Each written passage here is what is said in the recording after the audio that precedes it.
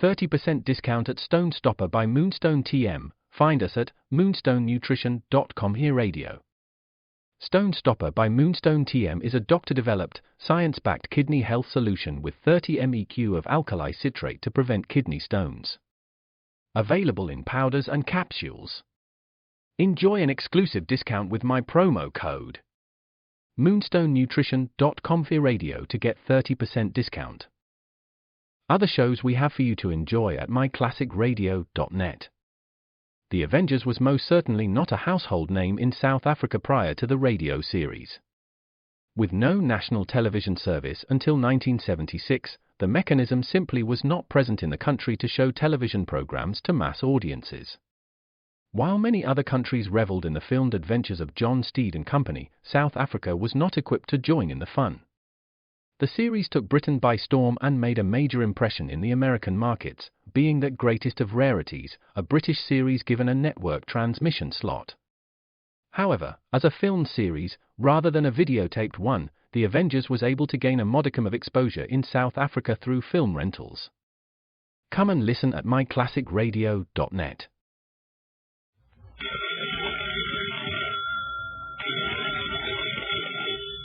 Calling all detectives.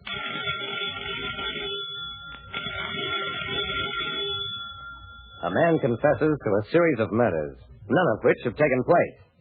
That is the situation on this page from my casebook, the casebook of Jerry Browning, private detective. About once a year, somebody asks me, Jerry Browning, private detective, whether there's any such thing as a criminal type. The answer is no, there isn't. But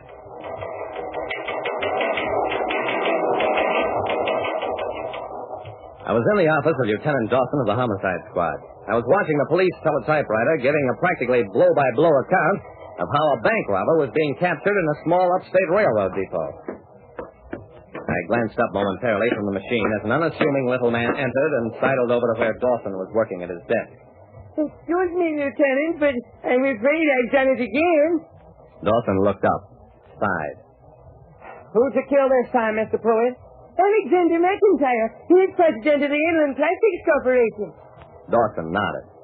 Pruitt, I told you the last time, but, oh, well, I'll check it again. He picked up the phone, gave the operator some low-voiced instructions. After a little delay, he talked to somebody on the other end. And finally... Pruitt, I just talked to Mr. McIntyre. He hasn't been shot and he never heard of you. Mr. Pruitt, this is your third confession to a murder that didn't take place. The next time you come in here, I'll have you committed to a mental institution. Now get out. The last sentence on the teletypewriter report was the terse news that Red Stafford had surrendered, which meant that my worries about that case were over. I grabbed my hat, followed Pruitt outside. I caught up with him as he was leaving the building. Hey, Mr. Pruitt, wait a second. The little man turned. Do I know you, sir? Not yet, you don't. But I think you will. You see, I believe you. I think you are a murderer. A man confessed to 3 murders that never took place.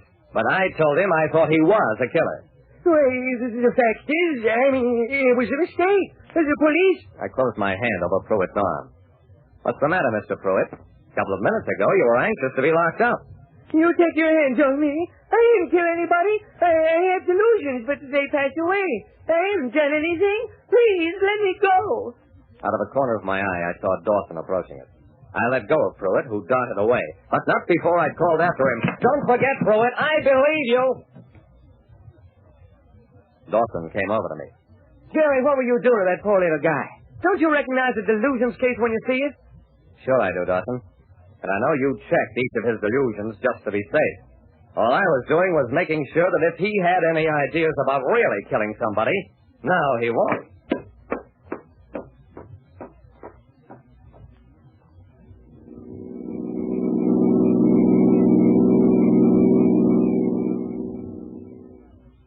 I went on back to my office, filled out a report for the Banking Association on the capture of Red Stafford. But all the time I was thinking of Pruitt. Sure, there are people with delusions, but I have also heard of other people who use precisely that stunt as a build-up for very genuine crimes. Finally, I called up Dawson and asked him to give me a line on Pruitt. I learned that he was a night elevator operator and watchman for 544 Market Street, a big downtown office building. I went there the next morning, Had a talk with the starter.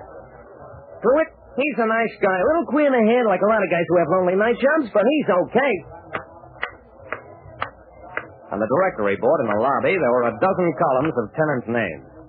Neither Inland Plastics Corporation nor Alexander McIntyre, Pruitt's most recent mythical victim, were listed as tenants of the building. Well, that was interesting. As an indication that Pruitt was picking his imaginary corpses safely remote from where he worked. I called Dawson again, got the names of the victims in Pruitt's two previous confessions, an investment counselor and a steamship line official. Neither of them had their offices at 544 Market Street either.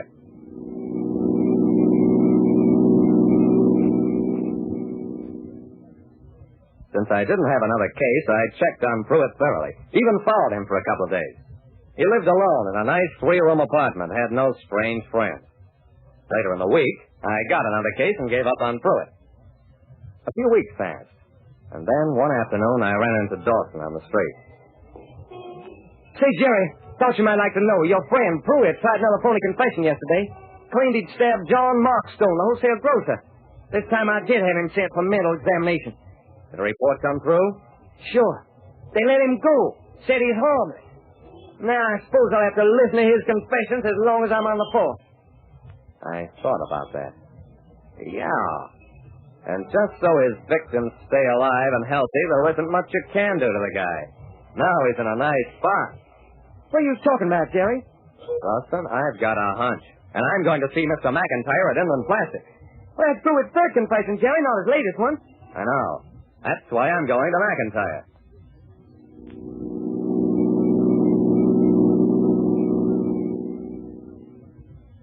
Mr. McIntyre, I know you weren't acquainted with Pruitt at the time he claimed to have killed you, but have you met him since then? There was a short pause. Oh, yes, I have, Mr. Browning. He came up to see me to apologize. Uh-huh. And what did you do about it? McIntyre looked uncomfortable. Well, when a man has delusions, if you can remove the cause of his delusion, then you're certain that it'll never take, well, a violent turn. In other words, he extorted from you. Maybe he said it was for treatment, but actually as insurance so that he wouldn't really kill you at some future date. Isn't that it? I'm afraid it is.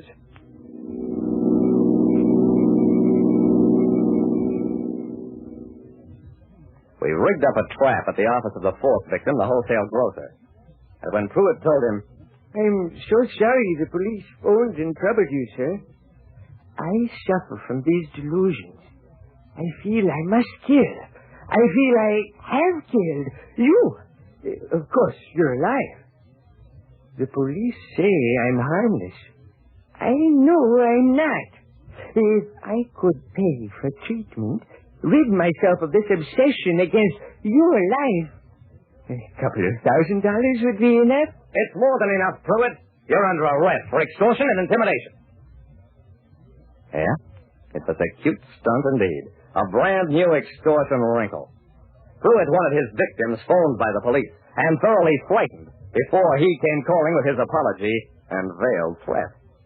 It worked 3 times so well that a jury paid tribute to Pruitt's cleverness by putting him out of circulation for 8 years.